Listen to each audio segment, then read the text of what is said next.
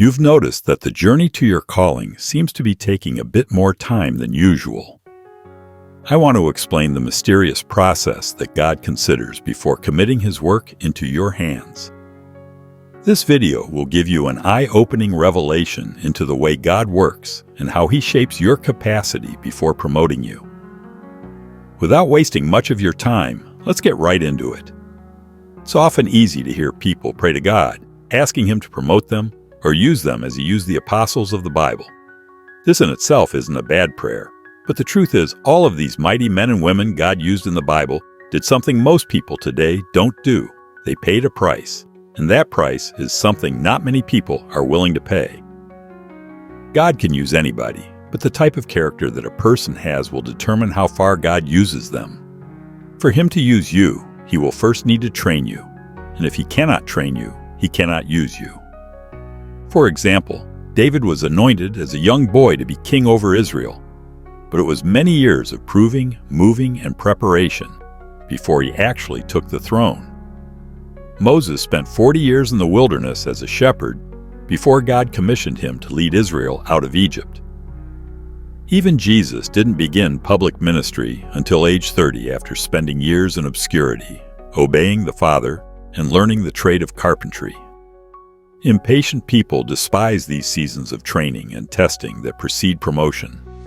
They want God to use them on their terms, in their timing, for their glory. However, God is not looking for self-promoters who exalt themselves. He is looking for humble servants who will put His kingdom first and submit to His development process. So what exactly is this process that God takes you through?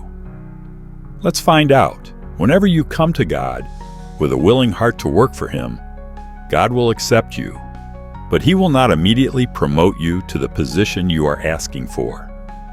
This is because if God promotes you quickly, you might also ruin that position due to immaturity.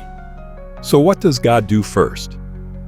He will begin by testing you in little stages. These are known as micro-tests. A micro-test is a small test that God gives to you to see how obedient someone will be, even in the small mundane things. For example, you might be walking on the street and all of a sudden God asks you in a small, still voice to pray. Or you might be about to go visit a friend and God tells you to stay home and read the Bible. He will give you these tiny little tests to see how you respond to the seemingly insignificant things. Your reaction to these micro-tests gives God insight into your character and readiness for greater responsibility. If you fail these micro-tests, God will realize that you still have a long way to go. In that case, He will give you time to grow, but He will not grant you the initial spiritual promotion request you had asked for before because you failed to pass the micro-stages. In Luke 16:10, Jesus said, "He that is faithful in that which is least is faithful also in much, and he that is unjust in the least is unjust also in much." But let's assume you obeyed the still, small voice and did pass these micro-tests of obedience in the small things. God will begin to increase the difficulty and sacrifice required in the assignments He gives you. These are called the macro-tests. At this stage, God examines your willingness to obey, even when it's difficult, uncomfortable, or not what you expected. For instance, God might prompt you to make peace with someone who had offended you. It will often be something you really find difficult to do, something your flesh will resist. He might tell you to donate money to a relative who has been struggling, and that money might be all you had left. Ultimately, these particular tests reveal whether your faithfulness is conditional and your obedience has limits. The second stage is where most people fail because it directly confronts the flesh, which wars against your soul.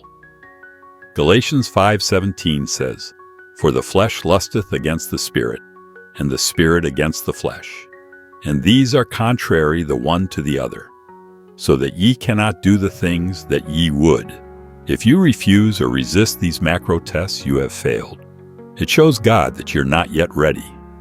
What happens with these tests is that when you fail, you will have to repeat them some other time. So if you end up never passing the first two stages, you might never end up being used by God as you always aspired to. However, if you obey God in each situation, you build trust with God that you'll continue obeying when the stakes get even higher. That's why Jesus said, "If you've been faithful in little, you'll be faithful in much." The character developed in the small tests qualifies you for greater tests and responsibilities. Now let me give you a real-life example of how this process works. Imagine this scenario. You've dedicated your life to Christ, and you have a burning desire to serve as a pastor. You pray earnestly for God to use you in powerful ways for His glory. You pass through the initial stages of your journey, and then one day, you find yourself at a new church, ready to begin your service.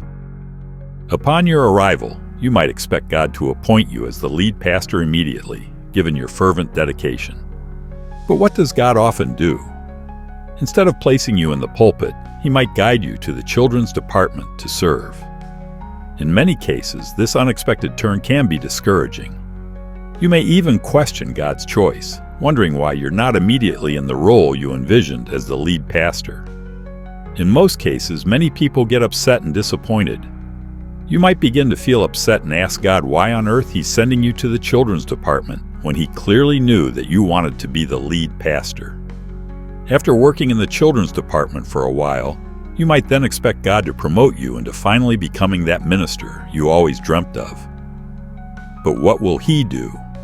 He might instead instruct the senior pastor to assign you to the ushering department, which can be another discouraging test. At times, it may feel like the devil is throwing your way some of the most tempting trials you've ever faced. As you stand at the door, ushering people to their seats, some may resist your directions. This can be infuriating, and you might start thinking, "This isn't what I signed up for," or "This church doesn't appreciate my gifts." In response to your frustration and bitterness, the devil might influence you to express your dissatisfaction to the pastor and consider leaving the church. Some might even say God has called them to leave the church and start their own church. As soon as you leave that church, you have instantly failed. Trust me when I say this. This is where many fail. God was ready to test the quality of their character by taking them through stages, but they just weren't patient enough to allow Him to finish His work. The truth is, you may proceed to start your own ministry or church, but no matter how hard you work, it might not thrive because God didn't give you the green light. Do you now see why there are many churches that were not started by God? Many people started churches because they weren't patient and did it by their own will. Miracles and conversions don't take place, which sometimes leads ministers to become fake or false to prove that God is with them. But had you humbled yourself and continued to usher as God had told you to, perhaps God would have used you to pray for a sick person where you were. With that person receiving their healing and giving testimony, you would have gained exposure, and thus the grace of God upon your life would have been evident. Galatians 4:1 says, "Now I say, that the heir, as long as he is a child, differeth nothing from a servant, though he be Lord of all, but is under tutors and governors until the time appointed of the Father." So you see, promotion comes from the Lord. Never ever rush ahead of God's timing. Remain faithful where you are planted until the Master sees fit to transplant you. Keep your eyes on Him, not the timetable. Be steadfast when treated poorly and tempted to grow resentful. Sharpen your gifting in faithful service, even if it's thankless for now.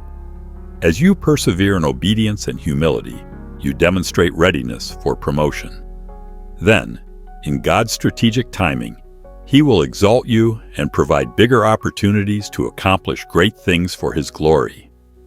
The key is developing character and trustworthy stewardship in the present season, not manipulating or fighting for visibility and position.